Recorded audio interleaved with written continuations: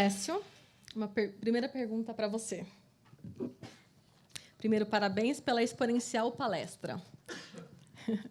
Pergunto, quando o impacto social passa a ser mais relevante que o resultado financeiro, dentro do cenário que precisamos de recursos para manter os negócios existirem, e, às vezes, o próprio negócio pode ir à bancarrota? Eduardo, da Moeda Impact Bank.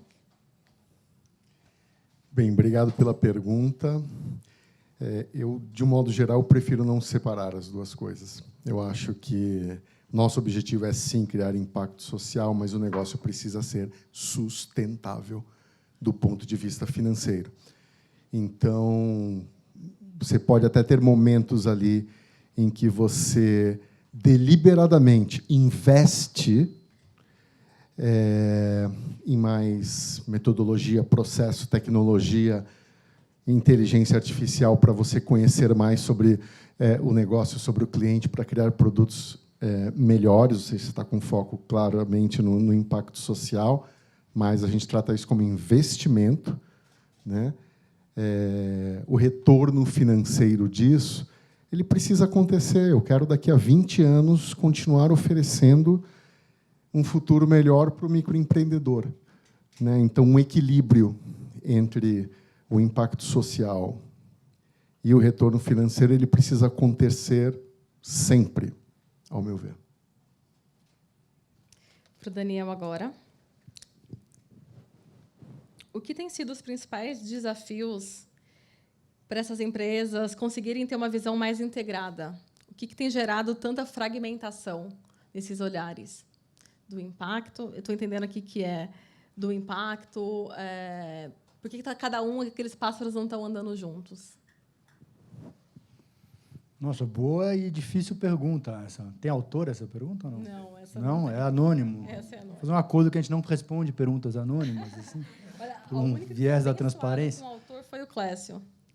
Mas a pergunta, de fato, ela é boa, ela é provocativa e, evidentemente, eu não tenho uma resposta objetiva para ela. Assim, a primeira reação a quente aqui é que, talvez, assim, que medida que as pessoas têm, de fato, compreendido o sentido que cada uma dessas categorias, vamos chamá-las assim, elas têm para o negócio. Então, um primeiro ponto. E o segundo ponto é em que medida que, de fato, a gente tem olhado e feito uma capacidade de estabelecer uma conexão entre o que está nascendo num desses campos com outros campos. E aí, Jéssica, eu vou pedir licença, mas me cabe talvez trazer um exemplo, que é a experiência da Vox, né? Eu acho que é uma experiência relevante e muito significativa, que eu tive o privilégio de acompanhar, em que nasce um propósito, né? Quer dizer, não é que nasce assim, né? Tem muito trabalho por trás disso, mas assim, tem uma teoria de mudança que ela é construída, que quase num fluxo do debate emerge um propósito. Aliás, essa é uma coisa importante, né? A minha perspectiva é que os propósitos eles emergem. É isso que eu tenho visto com muitas práticas. Você não vai e escreve um propósito. Você fica lutando com isso. O propósito da MOVE, por exemplo, a gente demorou 2 anos para enxergar, e ele é o mais óbvio do mundo, que é mudar organizações para que mudem o mundo. Acho que ficou 2 anos para chegar nessa frase. E ela estava ao redor da gente. Isso, num processo de teoria de mudança, o que eu vejo nascer é que nasce o propósito e isso permite que, conectado a isso, se construa um planejamento estratégico com certo alinhamento com os OKRs. Então, talvez a gente reconhecer o sentido dessas coisas, talvez a outra coisa é não ter tanta pressa, como eu falei da MOVE, foram 2 anos, de não querer equacionar isso numa oficina, num momento, de conviver com as perguntas, de contemplar, trazendo o verbo de novo, porque a gente fica contemplando a teoria de mudança e reconhece um propósito, e talvez a gente não esteja estabelecendo esse tipo de relação com essas categorias, talvez a gente esteja muito mais instrumentalizando essas questões do que olhando de uma maneira ampla. Mas deixa a pergunta aberta, acho que a gente precisa refletir mais sobre ela. Não sei se o Clésio tem uma reflexão sobre isso.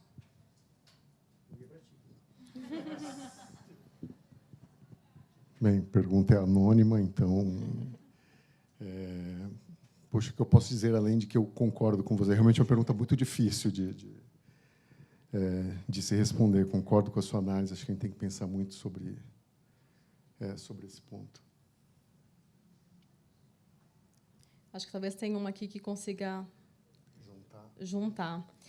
Tem uma pergunta que é como engajar as diversas pessoas no negócio para comprarem também essa ideia. Então, saindo do planejamento estratégico.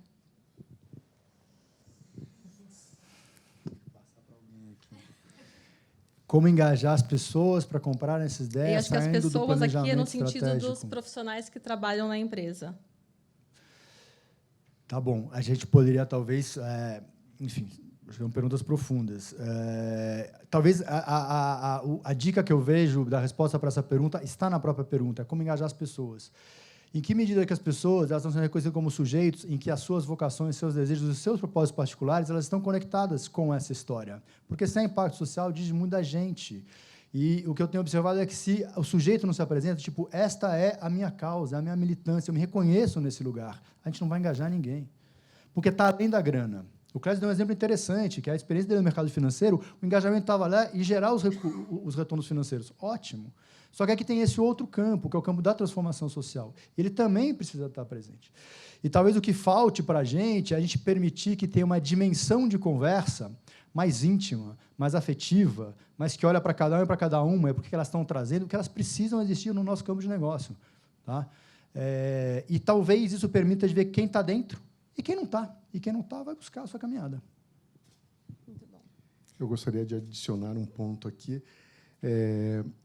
Normalmente, identificar e descobrir as pessoas ali que, de uma certa maneira, estão engajadas conceitualmente com o propósito, eu diria até que é relativamente simples, principalmente quando a gente fala da geração millennium, dos mais jovens, ali já está sendo algo mais natural de formação que eles busquem um propósito na hora do trabalho. Manter esse engajamento é um outro problema, completamente diferente. Né?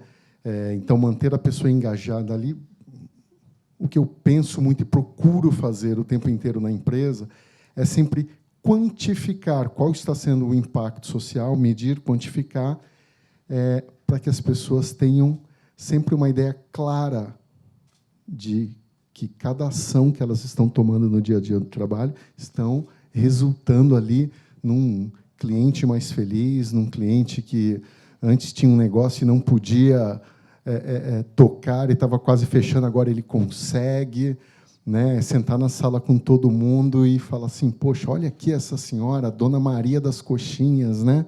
Ela fazia 450 coxinhas por mês, agora ela faz 11 mil, ela emprega 5 pessoas, ela mandou o filho para a faculdade. Quando você começa a quantificar isso, o engajamento começa a ficar mais natural, mas não é uma tarefa fácil. Acho que quero até complementar também um pouquinho da nossa experiência na Vox, né? A gente comenta que o trabalho que a gente faz é a criação de um mundo novo, né? A gente exige um nível de resiliência muito grande, porque as ferramentas não estão todas prontas, a gente está fazendo e aprendendo a cada passo que é dado.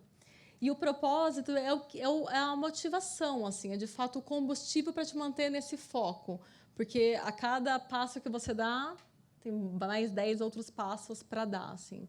Então tem sido para a gente, a nossa experiência, inclusive, um dos pontos fortes para alinhamento com o time, alinhamento de valores, alinhamento do que a gente está querendo construir junto, né? A gente fala que a gente é uma organização bastante empreendedora, então estar alinhado nos valores e alinhado no propósito acaba sendo assim fundamental para garantir que a gente vai seguir, a gente vai ter fôlego. Acho que o mais forte que isso é que a gente vai ter fôlego para continuar trabalhando assim.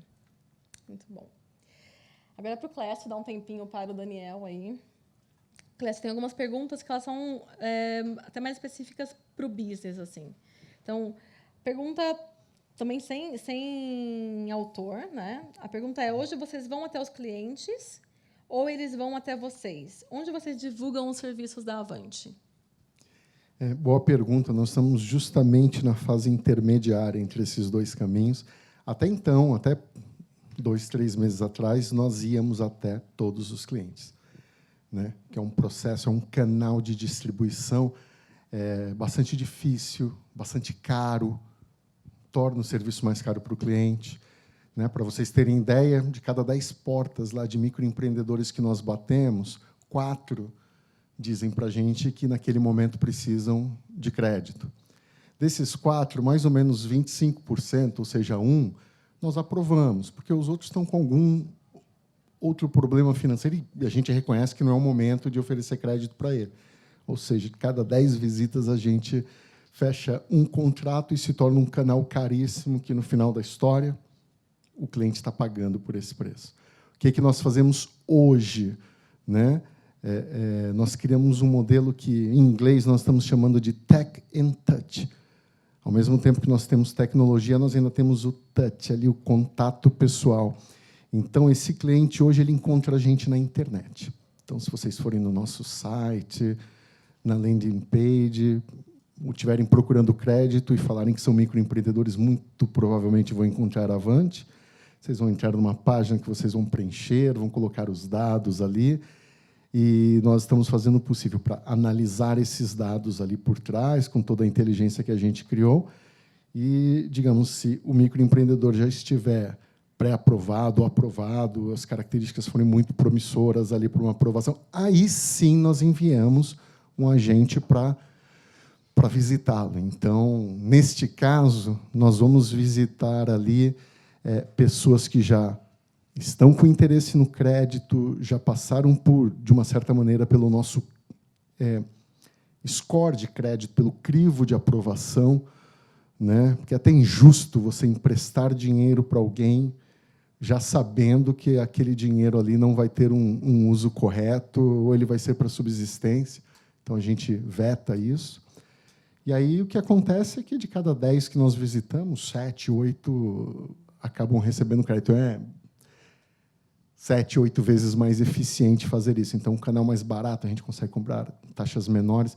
Nós fazemos as duas coisas hoje, estamos migrando agora quase que completamente para a segunda. E não estava na pergunta, mas eu aproveito para responder. E se no futuro, né, esse cliente conseguir fazer tudo online? Se ele conseguir fazer tudo online, não precisar da visita de um agente, ótimo também. Hoje, a nossa experiência mostra que o olho no olho ainda é o que garante que esse negócio tem sucesso, cria um relacionamento, garante uma boa taxa de inadimplência e conforto no relacionamento. Então, se acontecer de em 2, 3, 5, 10 anos, não sei, o modelo for totalmente online, a gente está completamente aberto para isso.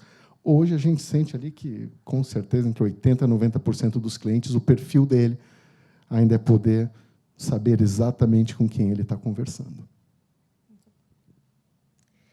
Para você, ainda sobre o negócio, quais são os principais insights que vocês tiveram no contato com o campo e que influenciaram o negócio? São muitos, gente. Quando você vai lá e visita o campo, você entende ali a dor, né, daquela pessoa sobre a qual você quer causar impacto. Então, eu considero até uma certa displicência e irresponsabilidade de tentar causar um impacto sem saber exatamente qual que é o universo do qual se está tratando. No nosso caso, quando nós vamos lá e visitamos, a gente vê claramente que o empreendedor, o microempreendedor brasileiro, normalmente, quando ele precisa de capital, ele precisa por um desses 3 motivos. Isso se não for uma combinação dos 3, né? Até os 3. Primeiro, ele normalmente precisa de capital de giro. As grandes empresas têm, ele não. Né? Então, aquele final de semana de sol ali, que ele poderia vender um pouco mais de cerveja na praia, ele não tem o capital para comprar cerveja, então ele destrói parte do negócio dele. O segundo ponto é ele ter capital de investimento. Ele precisa comprar um equipamento, uma geladeira nova, enfim, o equipamento que ele precisa para tocar o trabalho dele. Esse investimento, o CAPEX, é algo crucial para ele, mas não é algo que ele precisa todo mês. Ele vai precisar uma vez por ano, uma vez a cada 2, 3 anos.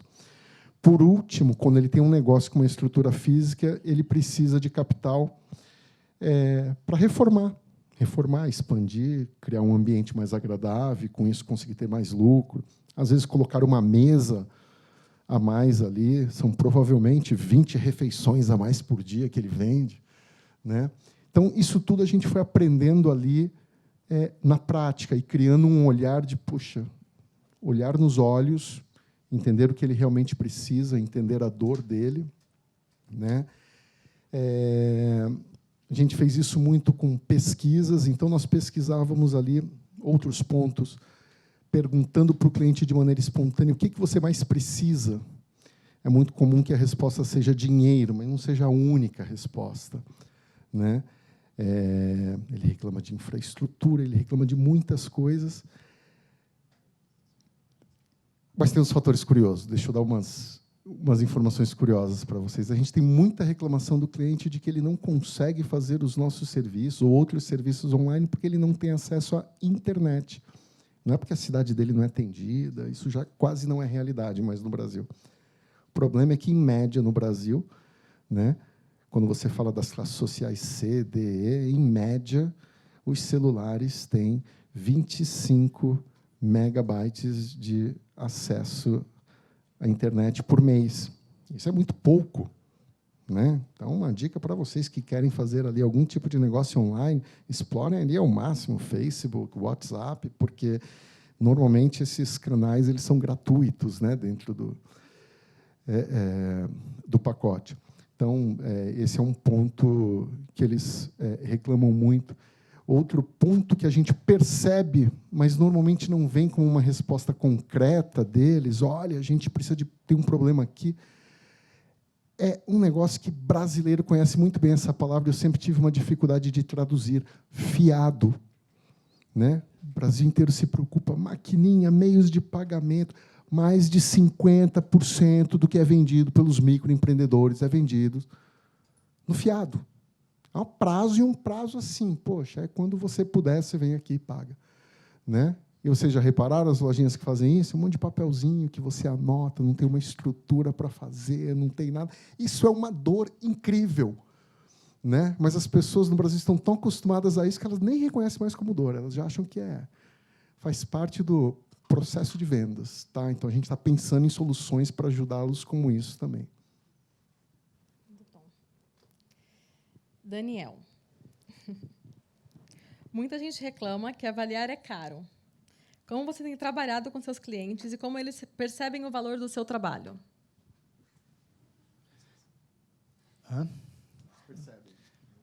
Eu não sei. Tem que fazer uma avaliação. Primeiro que eu não quero questionar se a avaliação é cara. Por que a avaliação é cara? Vocês orçaram a avaliação? Que avaliação que vocês orçaram? Que tipo de avaliação vocês orçaram? Eu já trabalhei em avaliações de 5 a 300 mil reais. Então, assim, o range é absolutamente enorme. O que ela entrega, o que ela aproxima, é também muito diferente. Então, o que está sendo pedido, qual que é a abordagem metodológica tem sido utilizada, né? Um trabalho com uma robustez, como o que o Clésio trouxe para cá, ele exige, de fato, uma parafernália, digamos assim, né? Que talvez possa tornar mais inacessível para uma série de projetos. Mas tem uma série de outras avaliações que podem ser feitas, né? E que vão trazer, claro, resultados de outras qualidades, etc. Eu quero só citar aqui um autor, rapidamente, porque tem uma questão importante no campo da avaliação, que é o tal Golden Standard, o padrão ouro da avaliação. Essa avaliação que o Clésio trouxe para a gente é uma que é muito reconhecida como uma avaliação padrão ouro na perspectiva metodológica, eu digo academicamente dizendo. Mas tem um autor chamado Patton, que é um dos autores mais importantes do campo da avaliação global, Michael Patton. Tem um Google que vai vir milhões de coisas dele. O Patton ele vem contrapor essa perspectiva dizendo que o padrão ouro da avaliação não é um método, e aí um método experimental, no caso, que é o que o Inspermetrics trabalha e que eu respeito e que acho ótimo que isso exista com robustez. Mas o padrão ouro para o Michael Patton é a apropriação. E o que é a apropriação numa avaliação? É aquela avaliação que responde uma pergunta relevante para quem faz, com as condições que existem, seja de tempo, seja de recurso financeiro, seja de capital humano e etc. Então, assim, só para colocar um pouco, para relativizar esse mito, a avaliação é cara. Qual avaliação é cara? Tá? E a gente tem lidado, claro, tem avaliações que são caras sim. Às vezes você pega uma avaliação, vou pegar um ticket médio de várias coisas que a Move tem feito esse ano, 50 pau. Para vários projetos, para vários negócios, é caro, né? Agora, tem um baita valor agregado aí que é reconhecido, sem dúvida, para várias pessoas. O que a gente tem buscado em termos de estratégia, talvez isso não está totalmente consolidado, é tentar fazer uma coisa um pouco mais colaborativa. Então, por exemplo, a experiência do modelo C, que eu mostrei para vocês, que é uma experiência que pega essa vertente da teoria de mudança especificamente, é uma experiência de construção colaborativa. Eram 10 negócios na sala, no ano passado, com uma facilitação ali de um grupo específico de pessoas, e que, ao você colocar, né, algo compartilhando recursos, elas têm um impacto menor. tem uma série, último comentário que eu digo assim, tem uma série de tecnologias já, aplicativos de avaliação e etc. Assim, eles podem minimizar alguns custos de avaliação. Só tem que tomar alguns cuidados. Assim, não é que a gente pegar um SurveyMonkey e botar no mundo, você não está fazendo uma avaliação. Né? Tem uma série de rituais, talvez, ou de protocolos que a avaliação deveria trabalhar, que precisam ser respeitados. Mas o que eu diria em certa medida, existe uma tecnologia que, se você tiver uma visão do arco do processo de avaliação, você consegue gerenciar com baixo custo. Né? Contrata uma supervisão, de repente, de algum avaliador, ele vai te dando uma orientação geral, mas aí quem bota a mão na massa é o próprio time. Isso é uma solução que tem sido encontrada também por várias pessoas. Mas não tem validade porque quem está fazendo é o próprio time, é uma questão interna. Cara, mas para que isso? A validade é para quem? É para vocês? Vocês vão buscar o dado? Então busca o dado. Sabe? Não é uma coisa para a gente defender num congresso internacional, etc. Então, assim, vamos tomar um pouco de cuidado, porque a paleta de cores ela é muito diversa nesse campo. Então, não queria crivar assim, uma concepção única de avaliação, de preço, de abordagem, de qualquer coisa que seja. Queria também complementar um pouco esse ponto. Quando a gente pensa nas áreas financeiras das empresas, por exemplo, quanto que custa ter uma contabilidade ou um balanço auditado, ou simplesmente que o seu departamento financeiro funcione? A gente já está muito mais acostumado com esse tipo de custo, né? Então, quase que nem passa no campo de dúvida a importância que é você ter o departamento financeiro da sua empresa funcionando e te dando informações relevantes para o negócio. A gente ainda não tem esse mesmo mindset para a gestão da performance social ou ambiental desses negócios. Então, eu vejo que a gente tem um caminho para frente para começar a trazer qual que é essa relevância, e dado que ele realmente é importante e eu quero ter essa informação, aí eu coloco ela em outro grau de prioridade, inclusive, do negócio, de acordo com a sua maturidade. Então, ninguém começa a sua área financeira já com a PwC, por exemplo, auditando o balanço. Vai começar, ainda que seja com uma planilha Excel, vai fazer um fluxograma, vai fazendo coisas que cabem para o porte dessa empresa. Acho que é a mesma analogia, a gente gosta de destacar também para quando a gente está olhando a informação socioambiental. Então, o que é factível para a sua realidade agora? O que já dá para fazer neste momento? Sem deixar que isso fique como zero prioridade. Clécio, mais uma pergunta para você. Quais foram os insights que o trabalho do INSPER trouxe para o negócio? O que de relevante vocês descobriram? Foram muitas coisas relevantes. Acho que o primeiro ponto foi a gente ter conseguido comprovar estatisticamente que, quando nós íamos lá e fazíamos um empréstimo para um microempreendedor, na média, nós tínhamos ali um ganho de eficiência por volta de 35% ao ano. Isso surpreendeu a gente. A gente não esperava que ele fosse tão alto. As nossas expectativas estavam bem aquém disso. Outra coisa que ficou muito claro quando nós medimos o impacto, nós já sabíamos a resposta, nós já sabíamos que o fato era verdade, mas nós não tínhamos quantificado isso. É extremamente importante, quando você faz crédito, né, que o tamanho ali do crédito, do ticket que você oferece, que ele tenha o tamanho exato do que o seu cliente precisa. Menos ele vai continuar sem fazer o que ele tinha que fazer, mais ele pode se complicar. E a gente mediu isso, foi até uma maneira curiosa, isso foi um side effect do trabalho, que a gente olhou e falou, nossa, para aqueles que a gente está oferecendo muito pouco dinheiro, ou muito mais dinheiro do que a média de todos ali, os resultados não eram muito bons. Né? E aí a gente percebeu que tinha uma concentração ali. Poxa, em média, só para curiosidade de todos aqui, em média, um microempreendedor no Brasil, quando ele faz um empréstimo, ele pede por volta, ele precisa de alguma coisa em torno de R$ 2.500. Tá bom? Então, aquele que vem pedir R$ 20.000, a gente já olha e fala, opa, peraí, vamos analisar com mais cuidado, porque a gente pode estar oferecendo muito mais do que ele precisa. Claro, isso varia de setor para setor, de região para região, mas o trabalho foi muito bom. Vendo só o lado oposto ali de quem pediu muito pouco dinheiro, algo que eu já havia comentado antes, comumente é um dinheiro para subsistência. A pessoa está te pedindo dinheiro para ir lá no mercado e comprar comida para a família dela. Não é um dinheiro para ela transformar em negócio, dentro do micronegócio dela. E isso é arriscado. Uma pena, eu gostaria de ajudar todos os microempreendedores. Provavelmente não é a nossa função naquele momento. Então, esses insights ali, quando você estuda estatisticamente como e quais tipos de resultados foram atingidos, são muito positivos. Com o INSPER, normalmente foram ali quase 8 meses de trabalho que valeram muito a pena. Falando em parceria, essa foi uma parceria entre a academia, né, investidores e o campo. Então, a gente tem percebido cada vez mais parcerias como essas acontecendo. O INSPER Metrics tem esse departamento que coloca à disposição, no trabalho com a Avante, especificamente, foi um doutorando da Avante, do INSPER, que fez esse estudo como parte da sua tese.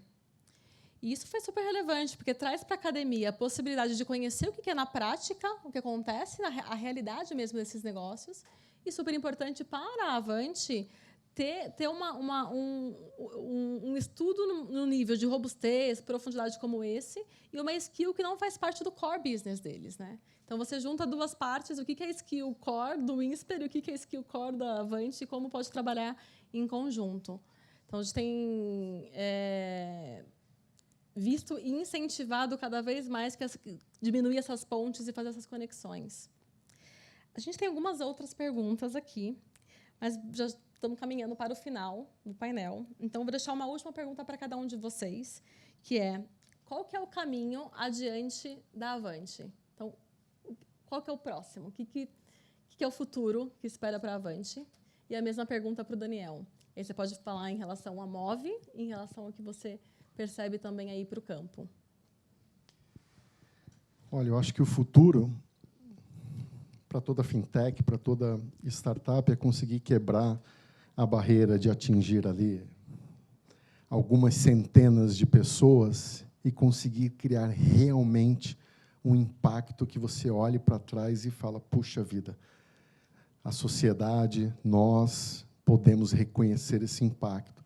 Então, é sair ali dos 150 mil clientes que nós já atendemos até hoje, né, e conseguir ali crescer, encontrar os caminhos corretos para atingir alguns milhões de pessoas, e aí sim poder dizer, com o peito cheio e aberto, que nós estamos realmente causando impacto social. Hoje estamos só no Nordeste, vamos crescer para o Brasil inteiro, e queremos atingir o máximo possível de pessoas. De uma maneira mais filosófica, eu gostaria que todo microempreendedor no Brasil pudesse olhar para a Avante, reconhecer na Avante uma empresa que está ali para ser um braço direito ou esquerdo que seja dele no momento que ele precisa, seja de alguma ferramenta financeira, seja de crédito, que é o nosso principal foco no momento, né? Então, eu acredito ali que, num período de até 5 anos, nós não seremos uma empresa só de crédito, nós vamos ter ali um cardápio muito grande de produtos financeiros e não financeiros para oferecer para esse cliente. E é isso. Obrigado. Eu quero só fazer um reparo aqui, que eu estou sendo deselegante aqui nessa conversa, porque eu troquei o C do Clécio por um S de Clésio. Eu chamei o Clécio de Clésio várias vezes durante essa conversa de hoje. Então, desculpa, meu amigo. É uma inversão aí de letras no seu nome. Bom, futuro um pouco do que eu posso dizer assim, o que a gente está olhando na MOVE em termos de avaliação. É difícil dizer o futuro do campo da avaliação, né? Essa é uma pergunta bastante vasta, ao qual acho que todo mundo tem que ficar antenado, tem bastante coisa acontecendo nessa cena. Eu diria assim, o futuro da MOVE como empresa tem 2 questões que vale a pena destacar. Uma questão nossa de sustentabilidade é distribuir poder. A MOVE tem que parar de ser o Daniel. Essa é uma questão ali que acho que vários empreendedores sabem disso. Tem que ter várias pessoas ali dentro. E não é fácil você construir várias lideranças dentro de uma organização que tenham uma senioridade técnica, uma senioridade de política e senioridade de relacionamento, etc, etc. Então, essa é uma questão interna bastante íntima, bastante entre empreendedores, cabe dizer. Outra coisa, acho que é interessante o que estava ouvindo aqui, a gente também está com essa inquietação, que é, para além desse mundo de planejamento e avaliação, que outra oportunidade que existe? Onde é que as nossas competências elas podem ser colocadas, elas ajudam a alavancar, a mudar organizações para que mudem o mundo. Então, quando a gente consegue publicar o propósito, a gente desloca isso. É importante que a gente vem para a cena falando, a gente é avaliador, a gente faz planejamento. Quando o propósito se apresenta, mudar organizações para que mudem o mundo, a avaliação e o planejamento ficam num lugar muito pequeno nessa hierarquia. Então, o que mais que a gente vai fazer para mudar organizações para que mudem o mundo? A gente está com isso na busca, no radar, não são questões fáceis. Você, num cotidiano operacional, lidar com isso não é nada trivial, mas a gente também está um pouco buscando essas outras oportunidades. E para o campo da avaliação, que a gente tem observado, eu convido vocês a observarem, assim, eu vi uma cena extremamente interessante no ano passado, que chama os Feedback Labs. Feedback Labs é um movimento ainda incipiente, mas inicial nos Estados Unidos, que vem trabalhando. Eles dizem que o impacto ou a aprendizagem, historicamente, esteve dependendo do dispositivo do monitoramento e da avaliação, né? E agora eles colocam o feedback dentro disso daí. E o feedback, tudo bem, a gente pode falar uma questão simplesmente retórica, porque a avaliação pode ser vista como um mecanismo de feedback, mas isso conecta numa outra escola, que é a escola do Lean Data. Saiu um livro ano passado chamado Lean Impact. Né? Então, tem uma preocupação. Eles estão fazendo estudos, por exemplo, de pegar o NPS, né, o Net Promoter Score, e botar isso para rodar e fazer avaliações usando o NPS. Tipo, 2 perguntas. Coisas impensáveis para os avaliadores tradicionais, que tem que fazer 75 perguntas e publicar um relatório de 95 páginas que ninguém vai ler. Então, isso está acontecendo. Evidentemente, isso é disparado pelo Lean Startup, porque aí tem uma narrativa nova que surge no campo. E isso tem nos interessado. A gente tem nos provocado de como é que a gente pode fazer avaliações mais rápidas, que encham menos o saco dos beneficiários, geram um dado relevante, etc, etc.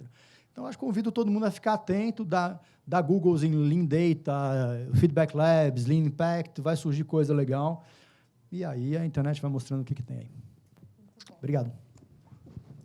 Agradeço super vocês. Muito obrigada.